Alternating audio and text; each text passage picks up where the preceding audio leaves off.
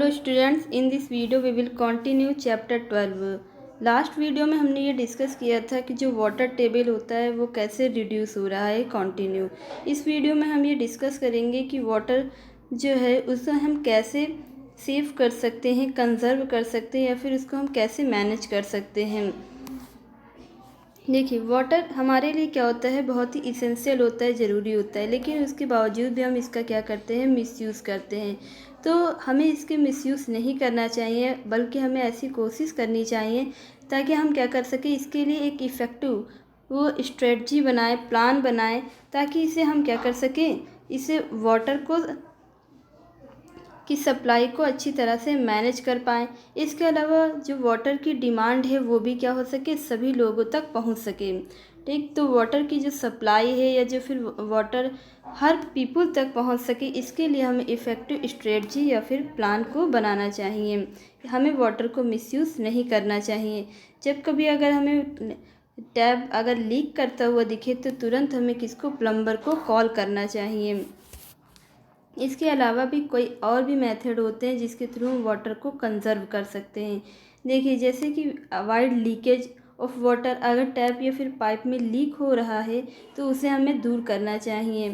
ठीक, तो प्लम्बर को बुला करके हमें तुरंत लीकेज को क्या करना चाहिए, ठीक कराना चाहिए। इसके बाद सेकेंड है, do not leave the tap open when you brush और टीथ और वॉश क्लॉथ। जब कभी आप ब्रश करते हैं, टीथ करते हैं, फिर क्लॉथ को वॉश करते हैं तो उस समय पर टैप को खुला नहीं छोड़ना चाहिए। जब ज़रूरत हो तभी आप टैप को ओपन करें। फिर इसके बाद नेक्स्ट है, never throw water unnecessary on the road. कभी भी अननेसेसरी तरीके से रोड पर वाटर को फेंकना नहीं चाहिए, since it can be use gardening and cleaning. अगर वाटर क्या है, डर्टी वाटर है, तो आप इसका यूज जो है गार्डनिंग में या तो फिर क्लीनिंग के फॉर्म में भी इसका यूज़ कर सकते हैं। इसके बाद नेक्स्ट है, avoid unnecessary flushing of toilet. तो टॉयलेट की जो अननेसेसरी फ्लशिंग किया जाता है इसको भी अवॉइड करना चाहिए, दूर करना चाहिए। यूज़ अ मग और bucket instead of shower to take bath और वॉश योर कार। तो कार को वॉश करने के लिए या फिर बात करने के लिए शावर का यूज़ नहीं करना चाहिए, क्योंकि शावर में बहुत ज़्यादा वाटर का यूज़ होता है।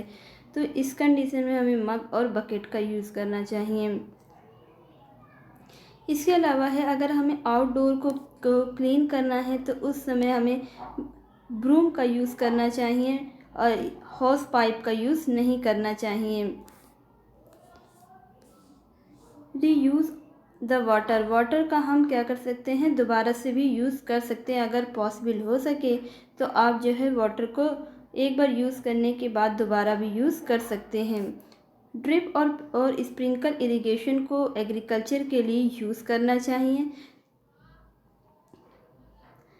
देखिए, जो ड्रिप होता है उसमें क्या होता है, बूंद बूंद करके वाटर ड्रिप होता है फील्ड के अंदर। इसी तरीके से जो स्प्रिंकल होता है, जैसे फुहारे होते हैं, उस तरीके से इसमें वाटर क्या होता है, पूरे फील्ड में फैलता है। तो इस मेथड का यूज़ एग्रीकल्चर में इरिगेशन के लिए किया जाना चाहिए। इसमें बहुत कम वाटर यूज़ होता है। अब नेक्स्ट आता है, मैनेजिंग वाटर रिसोर्सेज। तो वाटर जो रिसोर्सेज है इसको कैसे मैनेज किया जा सकता है। यहाँ पर डैम नहीं होगा, डैम यहाँ पर होगा। देखिए, तो वाटर रिसोर्सेज को मैनेज करने का जो फर्स्ट सबसे बेस्ट मेथड होता है वो होता है डैम को बनाना। तो one of the most efficient way to manage water resources is the construction of dam. Dam का कंस्ट्रक्शन करना ये सबसे बेस्ट मेथड होता है वाटर के रिसोर्स को मैनेज करने का। डैम कहाँ पर बनाए जाते हैं, ये रिवर के ऊपर बनाए जाते हैं। मैन मेड जो लेक होता है, ठीक, जो ऐसा लेक जो मैन के द्वारा बनाया जाता है उसे हम क्या कहते हैं, रिजर्वायर कहते हैं। ये कहाँ पर बनाया जाता है, ये डैम के जस्ट पीछे बनाया जाता है, क्योंकि डैम में जो भी वाटर कलेक्ट होता है तो वो डैम से होकर के किस में कलेक्ट होता है, रिजर्वायर में कलेक्ट होता है। और इसी रिजर्वायर में जो वाटर कलेक्ट होता है, स्टोर होता है, इस वाटर का यूज़ कहाँ पर किया जाता है, फ्यूचर डिस्ट्रीब्यूशन के लिए किया जाता है, इरिगेशन के लिए यूज़ किया जाता है, ड्रिंकिंग वाटर के फॉर्म में इसका यूज़ किया जाता है। Dam are also called multipurpose project. Dam को हम मल्टीपर्पज़ प्रोजेक्ट भी कहते हैं, क्यों कहते हैं? क्योंकि जो डैम बनता है तो डैम के थ्रू जो वाटर कलेक्ट होता है, इससे क्या किया जाता है? इलेक्ट्रिसिटी को जनरेट किया जाता है। ठीक, इसके थ्रू इरिगेशन भी किया जा सकता है, इसका यूज़ ड्रिंकिंग वाटर में भी किया जा सकता है। इसके थ्रू क्या होता है? जो डैम बनते हैं उससे फ्लड जो होता है वो भी कंट्रोल किया जाता है। ठीक, इसके अलावा जो टूरिस्ट का अट्रैक्शन होता है, जो लोग घूमने आते हैं, देखने आते हैं, तो उसका अट्रैक्शन भी बहुत अच्छा होता है। तो इस तरीके से इस डैम का सिर्फ एक ही पर्पज़ नहीं होता है, इसके क्या होते हैं? कई ढेर सारे पर्पज़ होते हैं, इसीलिए इसे हम क्या कहते हैं? मल्टीपर्पज़ कहते हैं। Water management and conservation is a responsibility of just the government but also one of us. देखिए, वाटर मैनेजमेंट और जो कंजर्वेशन है, ये सिर्फ जो है गवर्नमेंट की ही रिस्पॉन्सिबिलिटी नहीं है, ये क्या है? हर एक पर्सन, हर एक पीपल की रिस्पॉन्सिबिलिटी है कि वो वाटर को क्या करे? कंजर्व करें। इसके बाद नेक्स्ट है rain water harvesting. Rain water harvesting के थ्रू भी वाटर रिसोर्स को मैनेज किया जाता है। रेन वाटर हार्वेस्टिंग क्या होता है? इसमें क्या होता है? देखिए, जैसे कि जो वाटर रूफ पर, टॉप पे, यानी कि छतों पर या फिर जो रोड पर, ठीक है, पर जो वाटर क्या होता है? कलेक्ट हो जाता है, उस वाटर को क्या किया जाता है? एक टैंक के अंदर स्टोर कर लिया जाता है। तो rain water harvesting is the gathering and collection of water from the roof top, road, surface, run of and storing it in tank. तो रेन वाटर हार्वेस्टिंग क्या होता है कि जो भी छतों पर होता है या फिर जो रोड पर जो वाटर होता है, जब रेनफॉल होती है तो यहाँ पर क्या होता है? वाटर कलेक्ट हो जाता है। इस वाटर को क्या किया जाता है? एक टैंक में कलेक्ट कर लिया जाता है और फिर इसका यूज जो है कहाँ पर किया जाता है? ग्राउंड वाटर को रिचार्ज करने के लिए। ग्राउंड वाटर रिचार्ज करने मतलब इस वाटर को ग्राउंड पे डाला जाता है और फिर ये सॉइल के थ्रू सीप होकर के ग्राउंड के अंदर पहुंच जाता है। तो इस तरीके से जो वाटर टेबल है वो क्या होता है? मैनेज होता है, रिचार्ज हो जाता है। तो ग्राउंड वाटर को रिचार्ज करने के लिए फिर इस वाटर का यूज़ किया जाता है।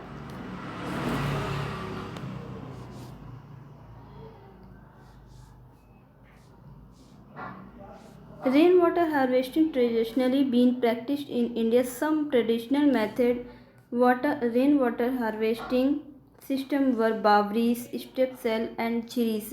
देखिए, कुछ जो है वाटर हार्वेस्टिंग सिस्टम कौन कौन सी, जैसे जो बावरी है हो गया, स्टेप सेल हो गया, झीरीस हो गया, ये सभी क्या होते हैं? वाटर हार्वेस्टिंग सिस्टम होते हैं। इन सिस्टम के थ्रू वाटर को हार्वेस्ट किया जाता है, यानी कि कलेक्ट किया जाता है टैंक के अंदर। अब इसके बाद देखिए, इन ड्राई स्टेट जैसे कि राजस्थान और जो गुजरात है, revival the traditional water harvesting structure is being done for the water intention. देखिए, जो गुजरात और राजस्थान, यहाँ पर क्या होता है? बहुत ही ज़्यादा ड्राई स्टेट है ये, तो यहाँ पर वाटर हार्वेस्टिंग सिस्टम को यूज़ करके ही जो वाटर की स्कार्सिटी थी, कमी थी, उसको दूर किया गया है। इसमें जो है एक रेन मेकर थे जिन्होंने गुजरात में क्या किया था? जो फार्मर्स के जो वाटर की जो समस्या थी उसको सॉल्व किया था। कौन थे वो थे शामजी भाई अंतला। ये 75 ईयर ओल्ड के थे। तो ये क्या थे? 75, शामजी भाई अंतला, ये 75 ईयर ओल्ड मैन थे जिन्होंने क्या किया था? वाटर को सेव करने के लिए, कहाँ पर? सौराष्ट्र में। सौराष्ट्र कहाँ पर है? ये गुजरात में। तो गुजरात का जो सौराष्ट्र है, जहाँ पर ये एरिया कैसा था? ड्रॉट प्रोन, यानी कि यहाँ पर सूखा ज़्यादा था। तो इस सौराष्ट्र में इन्होंने क्या किया था? वाटर को सेव करने के लिए, वाटर की जो स्कार्सिटी थी, कमी थी, ठीक, यहाँ का जो लैंड था वो कैसा था? रॉकी था, यानी कि पूरा रेतीला था। ठीक, तो इसके लिए इन्होंने क्या किया? जो सौराष्ट्र के जो पीपल थे, ठीक, तो उनको टीचिंग किया, यानी कि उन्हें अवेयर किया और बताया importance of the rain water harvesting. तो रेन वाटर हार्वेस्टिंग के बारे में सौराष्ट्र के पीपल को क्या किया था? टीच किया था, बताया था। फिर इस तरह से उन्होंने सौराष्ट्र में की जो फील्ड थी उसको कैसे बनाया? हरा भरा ग्रीन बनाया था। He has revived 100 of dead wells, यानी कि बहुत सारे जो वेल्स थे, कुएँ थे, जो क्या हो गए थे? बंद हो चुके थे, उसको उन्होंने दोबारा से ओपन कराया। वेल्स, इन कुओं के दोबारा से खुदने से क्या हुआ था कि जो भी रेन वाटर होता है वो क्या होता है इनके अंदर कलेक्ट हो जाता है। तो इसका भी यूज़ फार्मर्स के थ्रू इरिगेशन में कर लिया जाता है। तो ये सभी क्या होता है, रेन वाटर हार्वेस्टिंग होता है। He is a member of Gujarat ecology commission. इस टाइम पर वो जो है गुजरात इकोलॉजी कमीशन के क्या है, मेंबर है। ये श्यामजी भाई अंतला ये क्या है, अभी लाइव है, जिंदा है, और ये गुजरात इकोलॉजी कमीशन के क्या है, मेंबर हैं। इसके अलावा ये state watershed mission advisory committee, ये कहाँ पर, ये उड़ीसा में है, और ये इसके भी मेंबर हैं। इसके बाद नेक्स्ट है राजीव गांधी वाटरशेड मिशन। तो राजीव गांधी वाटरशेड मिशन ये कहाँ का, ये मध्य प्रदेश का है, और ये क्या है, इसके भी मेंबर हैं। He was recently honoured with the real hero award bye CNN-IBN।